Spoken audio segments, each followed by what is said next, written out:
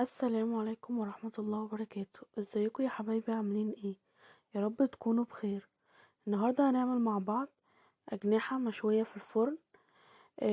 حاجة غير الأكل اللي احنا معتادين عليه، الوراك، الصدور، الدبابيس، مثلا لحمة. هنعمل أجنحة. في ناس ما بتحبهاش. أنا صراحة بعد ما جربت الخلطة دي حبيتها جدا، وكنت صراحة بعملها كل فترة. جميلة وطرية من جوه، مستوية ومش مدممة. وبخلطة جميلة جدا وسهلة. هتعجبكم ان شاء الله وهتجربوها، هتعجبكم جدا. ويلا نبدأ بالمقادير. اول حاجة معايا هنا ده نص كيلو من الأجنحة.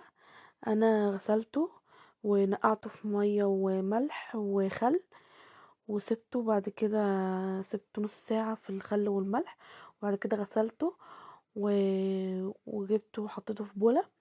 وهنا معايا صلصة طماطم علبة، ومعايا زيت، ومعايا نص ليمونة. والبهارات هنا معايا ملح وفلفل أسمر وكمون، ومعايا زعتر، ومعايا بهارات فراخ وسبع بهارات، ومعايا توم وبصل بودرة. اي حاجة مش موجودة ممكن تستغني عنها في البهارات، مش هيوقف معاكي الخلطة. هنا هنغز الأجنحة عشان لو فيها أي دم من جوه أو أي زفارة تنزل مع الغسيل.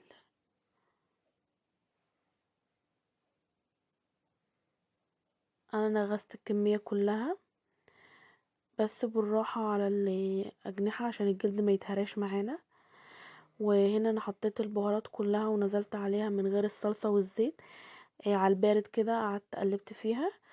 وهنا هنزل بمعلقة كبيرة من الصلصة و3 معالق زيت وعصير الليمون، نص ليمونة حطيتها من فوق، وهقعد اقلب فيهم عشان التتبيلة تشرب منها. هسيبها لمدة يوم كامل، او لو مستعجلة ممكن تسيبيها ساعتين او ساعة في التلاجة عشان التتبيلة تتشرب منها كويس جدا. إيه، هنا انا الصينية دي بحب احط فيها اي حاجة اشويها واحطها في الفرن. ما بتاخدش معايا وقت وما بتتحرقش معايا. هرص الأجنحة في الصينية دي و... وهبدأ أرصهم تحت بعض كده.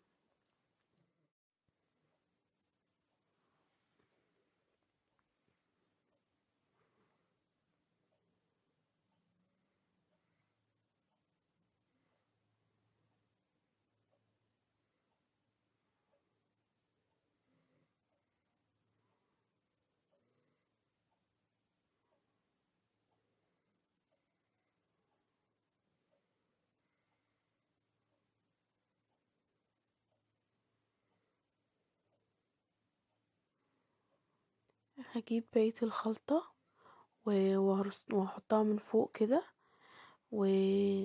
وهدهن الأجنحة من فوق بعد ما حطيتها في الصينية. وهشغل الفرن على درجة 200 من تحت، بس هتاخد معايا نص ساعة.